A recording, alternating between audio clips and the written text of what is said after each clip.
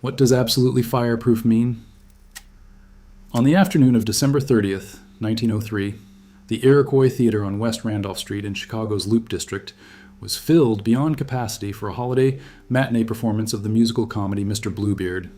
The theater had been open for 5 weeks. It had been advertised in the Chicago press as absolutely fireproof, a phrase the owners used without qualification and without irony in every piece of promotional material they published. The building was constructed of steel, brick, and cement. The interior was marble and mahogany and plate glass. The Oshkosh Northwestern had called it the newest and altogether largest, handsomest, and most complete theater in Chicago, if not in America. The theater had 1,724 seats. On December 30th, general admission tickets had also been sold for the standing room areas at the back of each level, and the crowd that afternoon exceeded 2,100 people. Many of the patrons were women, many were children. The schools were on holiday break. The syndicate that had financed the theater's construction had chosen the Randolph Street location specifically to attract women visiting the Loop shopping district on day trips, women who would feel comfortable attending a theater near the police-patrolled commercial streets of the downtown. The theater had no fire alarm. It had no sprinkler system. The standpipes in the walls had no water connected to them. The emergency smoke vents above the stage, which were designed to release heat and smoke upward and out of the building in the event of a fire, had been nailed shut. The fire escapes on the exterior of the building were unfinished. There were no fire hooks. There were no exit signs above the doors because the theater's owners believed that illuminated exit signs would be visually distracting during performances. Many of the 30 exit doors were locked from the inside with heavy iron deadbolts because the owners did not want people to enter the theater without paying for a ticket. The only fire suppression equipment in the entire building was 6 tin tubes of a dry chemical powder called Kill Fire, a commercial product that was marketed as a portable fire extinguisher and that was, in the judgment of every fire investigator who examined the disaster afterward, completely useless against any fire larger than a wastebasket. The theater had been inspected before it opened. John Salers, a fireman hired by the theater to serve as the house fireman, as required by Chicago municipal regulations, had walked through the building and identified every one of these deficiencies. Salers had been fired from his previous position as house fireman at McVicker's Theater, another Chicago playhouse, for being too aggressive in reporting safety violations. He was cautious at the Iroquois. He did not confront the theater management directly. Instead, he reported his concerns to Captain Jennings at the nearest fire station on Dearborn Street. Jennings toured the theater and agreed with every concern Salers had raised. Jennings reported to Battalion Chief John Hannon. Hannon visited the theater personally, corroborated the findings of both Salers and Jennings, and determined that the building was not ready for public occupancy. Nothing was done. The theater opened on schedule for the holiday season on November 23, 1903, with every deficiency Salers had identified still in place. The fire marshal's office approved the building as safe. I went looking for the records. What I found was a safety device, the asbestos fire curtain, that was supposed to be the last line of defense between a stage fire and an audience of 2,100 people, and the device was made of the wrong material, mounted on the wrong track, and it jammed on a light fixture at the moment the audience needed it most, and the gap it left open was the channel through which the fire entered the auditorium and killed 602 people in approximately 15 minutes. 4 times the death toll of the Great Chicago Fire of 1871. In a building that had been open for 5 weeks, in a building that had been advertised as absolutely fireproof. If this story interests you, Nat Brandt's book, Chicago Death Trap, and Anthony Hatch's Tinderbox are the 2 definitive accounts. The coroner's inquest transcript, with testimony from over 200 witnesses, is in the Chicago Public Records. Subscribe if you want to see where the next thread leads. The matinee performance of Mr. Bluebeard began on schedule at approximately 2 in the afternoon. The musical was a burlesque of the traditional Bluebeard folk tale, featuring comedian Eddie Foy in the role of Sister Anne, a part that showcased his physical comedy. Foy was a well-known Chicago native and the show's biggest draw. The cast included Dan McAvoy as Bluebeard and dancer Bonnie McGinn as Immer Dasher. The production was elaborate, with hundreds of performers in colorful costumes, sets depicting scenes from around the world, a suspended ballerina performing aerial routines above the stage, oil-painted canvas backdrops hanging from oiled ropes in the flies above the proscenium, and hundreds of pounds of painted muslin and canvas scenery stored in the catwalks and the rigging above the stage. The scenery was painted with oil-based paint. The ropes were treated with linseed oil. The muslin drapes were untreated fabric that had not been fireproofed. The total volume of combustible material hanging above the stage of the Iroquois Theater, in a building advertised as absolutely fireproof, weighed hundreds of pounds and was suspended from oiled ropes directly above open-flame gas jets and high-voltage arc spotlights. The first act went smoothly. The audience, packed into every seat and every standing room space on every level of the theater, settled into the performance. The main floor was full, the balcony was full, the upper gallery was full, the standing room areas at the rear of each level were packed beyond the legal occupancy limit, with patrons standing shoulder to shoulder and some seated in folding chairs that had been placed in the aisles to accommodate the overflow crowd. The folding chairs blocked the aisles, the blocked aisles blocked the exit routes. The children sat in the front rows on the main floor, closest to the stage, in the seats that their parents had purchased because the front rows offered the best view of the elaborate production, the costumes, the dancing, the special effects. The children were the closest people in the building to the fire that was about to start, and they were seated in the rows that would take the longest to reach any exit because the aisles behind them were blocked by folding chairs and standing patrons. At approximately 3:15 in the afternoon, during the second act, the cast was performing a song and dance number called In the Pale Moonlight. A calcium arc floodlight, positioned above the stage to create the effect of moonlight, sparked. The spark landed on a muslin curtain hanging near the spotlight. The curtain ignited. On a catwalk above the stage, a stagehand named William McMullen saw the flame erupt on the muslin. He reached for it. The flame was 2 inches beyond his fingertips. He could not crush it out. The fire climbed the muslin curtain and reached the oil-painted canvas scenery hanging above the stage. The canvas was saturated with oil-based paint. The oiled ropes that held the scenery were saturated with linseed oil. The fire spread through the flies in seconds, igniting one backdrop after another, one hanging piece of scenery after another, until the entire area above the stage was a canopy of flame. Burning debris began falling onto the stage below. The house fireman reached for his fire suppression equipment. He had 6 tin tubes of kill-fire powder. He aimed the first tube at the base of the fire above the stage. The powder had no effect. He tried a second tube. No effect. The kill-fire could not suppress an oil-fed fire burning in canvas and rope 30 feet above the stage floor. The fire extinguishers that the theater management had installed as their only defense against fire were useless.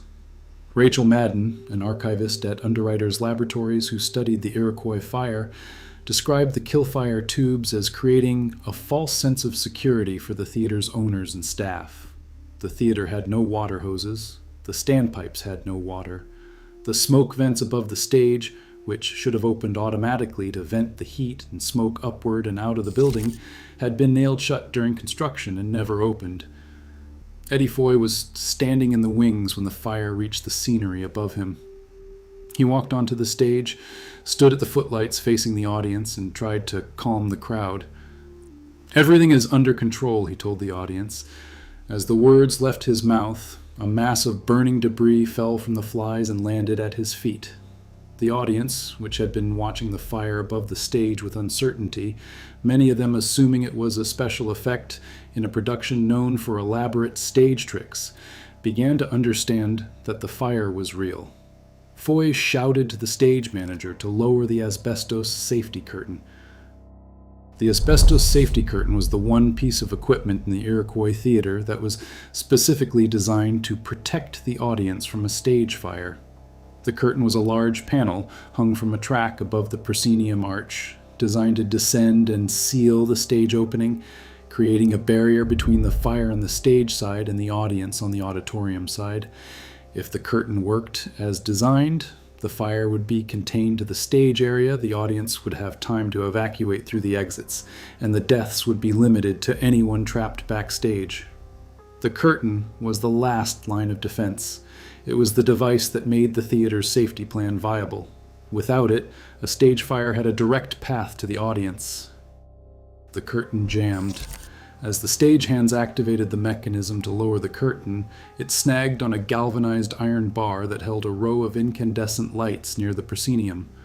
One side of the curtain descended further than the other. The curtain hung lopsided, stuck approximately 8 to 10 feet above the stage floor on one end, creating a large, triangular gap between the bottom of the curtain and the stage. The gap was approximately 500 square feet. It was not a small opening. It was the size of a large room, and it was directly between the fire on the stage and the 2,100 people in the auditorium. The material of the curtain itself was not what the theater had advertised. After the fire, a chemist named Gustav Johnson of the Western Society of Engineers analyzed a piece of the curtain fabric. His findings were devastating. The curtain was largely wood pulp, Johnson reported. By mixing pulp with asbestos fiber, the life of the curtain is prolonged, the cost is cheapened, and the wire foundation may be dispensed with. It results in a curtain that may get inside city ordinances, but is of no value in a fire. The safety curtain that was supposed to protect 2,100 people from a stage fire was made of a material that would burn. But the material did not matter because the curtain did not come down. It was stuck 8 to 10 feet above the stage, with the gap of 500 square feet beneath it, when the backstage freight door opened. The performers and stagehands who were trapped backstage when the fire consumed the flies and the scenery above them did the natural thing. They ran. They fled toward the rear of the stage and pushed open the large freight door that opened onto Couch Place, the narrow alley behind the theater. The door swung open. A blast of icy December air from the alley rushed into the backstage area. The cold air hit the superheated fire above the stage and created a backdraft. The backdraft turned the 500 square foot gap beneath the jammed asbestos curtain into a flue. A wall of flame, superheated gases, and burning debris shot through the gap under the curtain and into the auditorium at the speed of a horizontal explosion. The fireball crossed the auditorium in seconds, passing over the heads of the audience on the main floor and striking the balconies and the upper gallery at the rear of the theater with lethal force. Eddie Foy, who was still on the stage, described what he experienced. "A sort of cyclone came from behind," Foy reported, "and there seemed to be an explosion. Everything combustible in the auditorium ignited instantly. The velvet seat cushions, the wooden seat frames, the women's clothing, the children's hair, the programs they were holding in their hands. The air itself seemed to burn." The audience of 2,100 people stampeded toward the exits. The exits were locked. The exits were unmarked. The exits were hidden behind decorative panels that the audience did not know concealed doors. The doors that could be found opened inward against the crush of the crowd pushing outward. The aisles that led to the exits were blocked by patrons who had been seated in folding chairs in the standing room areas. On the main floor, people climbed over seats, over each other, over the bodies of the people who had already fallen, pushing toward doors that would not open because they were locked with deadbolts from the inside, or because the crush of bodies pressing against the inward opening panels prevented them from swinging open. In the balcony in the upper gallery, the audience pushed through the exit doors onto the fire escapes on the exterior of the building. The fire escapes faced Couch Place, the narrow alley that ran behind the theater between Randolph Street and Lake Street, an alley approximately 15 feet wide, hemmed in by the rear wall of the Iroquois on one side and the rear wall of the building opposite. The fire escapes were unfinished. The railings were incomplete or missing. The platforms were narrow steel grates barely wide enough for two people to stand side by side. The ladders that were supposed to connect the fire escape platforms to the ground, providing a route of descent from the upper levels to the alley below, had not been installed. The platforms ended in open air. People who pushed through the exit doors onto the fire escape platforms found themselves standing on a narrow steel ledge 40 to 60 feet above a brick-paved alley with no ladder, no stairway, and no way down. The crowd behind them kept pushing. Approximately 120 people were pushed off the fire escape platforms or jumped to escape the heat and smoke pouring through the exit doors and fell 40 to 60 feet to the pavement of Couch Place, their bodies piled in the alley. Some were on fire when they fell. Workers from the Northwestern University Dental School across the alley extended wooden planks from the school's windows to the fire escape platforms, creating makeshift bridges across the 15-foot gap, and pulled some survivors to safety across the planks. The improvised bridges saved an unknown number of lives. The workers who extended the planks were students and faculty. Their names appear in the coroner's testimony. They acted without instruction, without equipment, without anything except wooden boards in their hands, and they pulled people off the fire escapes of a building that the fire marshal had certified as safe. At one locked exit on the main floor, firefighters who arrived from the Dearborn Street station found 200 bodies stacked 10 high and 20 deep against the locked door. 200 people had reached the exit and found it bolted shut and had died there, crushed and suffocated by the weight of the crowd behind them, pressing forward toward a door that would not open. The bolts were on the inside. The bolts were there because the theater's owners did not want anyone to enter the building without a ticket. The Chicago Fire Department arrived at the Iroquois Theater within minutes of the first alarm. The fire was brought under control in approximately 15 minutes. The fire had burned for 15 minutes inside a building that had been advertised as absolutely fireproof, and when the firemen entered the auditorium through the front entrance on Randolph Street, they found the seats filled with bodies. Many of the dead were still sitting in their chairs. They had been killed by the fireball and the superheated gases before they could stand up. Others were piled in the aisles and the corridors, on the stairs, at the locked exits, on the incomplete fire escapes, and in the alley below the fire escapes. 575 people were dead inside and immediately outside the theater. At least 27 more died of their injuries in the days and weeks that followed. The official death toll was 602. Among the 300 performers and backstage personnel, only one died, a tightrope artist who'd been suspended above the stage when the fire engulfed the flies. A temporary morgue was established in a storefront building near the theater on Randolph Street. Families arrived throughout the evening and into the next morning, walking through the December cold to the morgue entrance, forming lines in the street, waiting to enter the room where the bodies were laid out in rows on the floor and on tables and on wooden planks set across sawhorses. The bodies were numbered. Many were burned beyond recognition. Many were not burned at all. They had been suffocated by the superheated gases or crushed by the crowd or killed by the impact of falling from the fire escapes, and their bodies were intact, their clothing undamaged, their faces identifiable. Parents identified their children by their clothing, by their shoes, by their jewelry, by the programs from the performance that some of the children were still clutching in their hands. The identification process continued for days. The victims were predominantly women and children. The children were disproportionately represented among the dead because they had been seated in the front rows, closest to the stage, closest to the gap beneath the jammed curtain, closest to the fireball that erupted through the gap when the backstage door opened. Many of the dead were buried in Montrose Cemetery, Forest Home Cemetery, and Graceland Cemetery in Chicago. The Marshall Fields department store on State Street, the shopping destination that the theater's location had been chosen to be near, opened its 8th floor as a triage hospital and temporary morgue for the victims. A coroner's inquest began within a week. Over 200 witnesses testified. The testimony documented every deficiency that John Sallers had identified before the theater opened. No fire alarm, no sprinkler system, no water in the standpipes, smoke vents nailed shut, fire escapes unfinished, exits locked, exits unmarked, exit doors opening inward, and a fire curtain made of wood pulp that jammed on a light fixture. Every one of these conditions had been known to the house fireman, to the captain at the nearest fire station, to the battalion chief who had toured the building, and to the fire marshal's office that had approved the theater for public occupancy 5 weeks before the fire. The inquest produced a ruling. No one was held criminally responsible, no charges were filed, no one went to prison. The theater's owners, the building inspectors, the fire marshal, the architect, The contractors who had nailed the smoke vents shut and left the fire escapes unfinished, and installed a fire curtain made of wood pulp on a track that snagged on a light fixture. None of them were held accountable for the 602 deaths that their decisions and their negligence and their indifference had produced.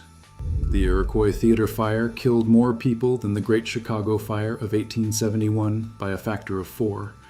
The Great Chicago Fire, which destroyed 3.5 square miles of the city and is the most famous fire in American history, killed approximately 250 people. The Iroquois Theater fire killed 602 in a single building in 15 minutes on a Wednesday afternoon during a children's matinee. It was, until the destruction of the World Trade Center on September 11, 2001, the deadliest single-building disaster in the history of the United States. The fire lasted 15 minutes. The building had been open 5 weeks. The fire marshal had approved it as safe. The legacy of the Iroquois Theater fire is embedded in every public building in the United States.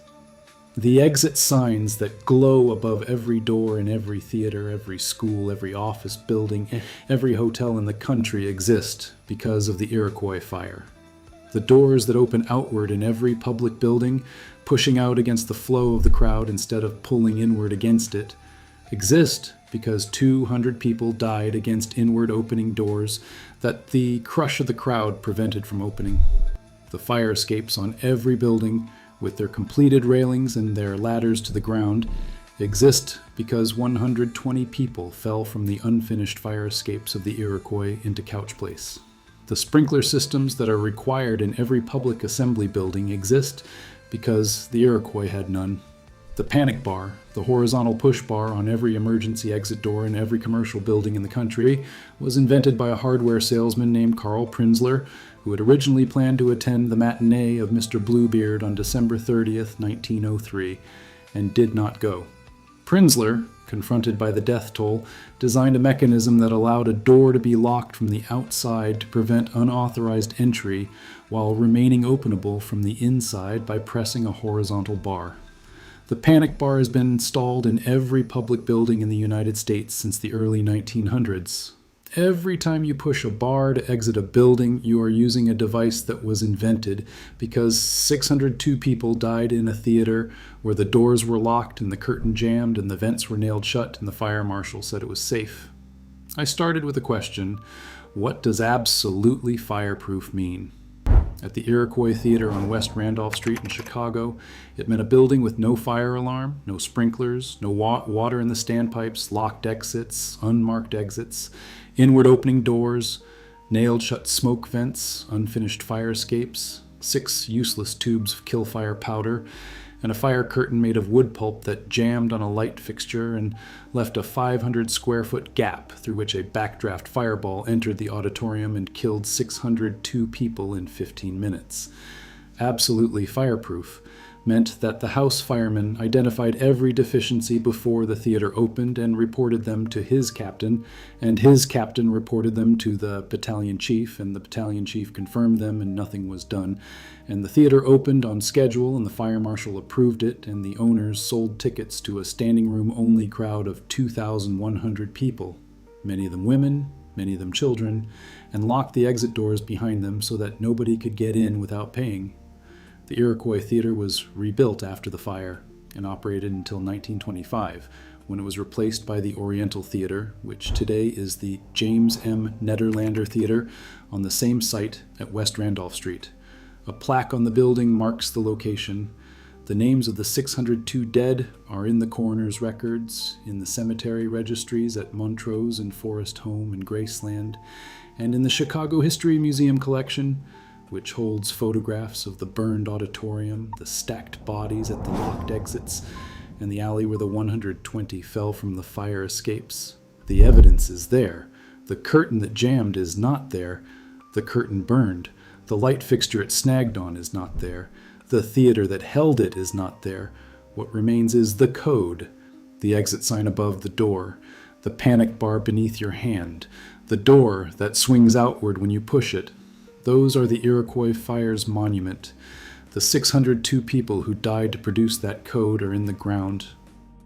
There are more of these stories. More machines, more furnaces, More men who went into the dark and came out different or didn't come out at all. Subscribe if you want to see what I pull from the records next. If you want to see how a dropped socket wrench blew open a nuclear missile silo in Arkansas and ejected a 9 megaton warhead into a roadside ditch, that video is on screen now.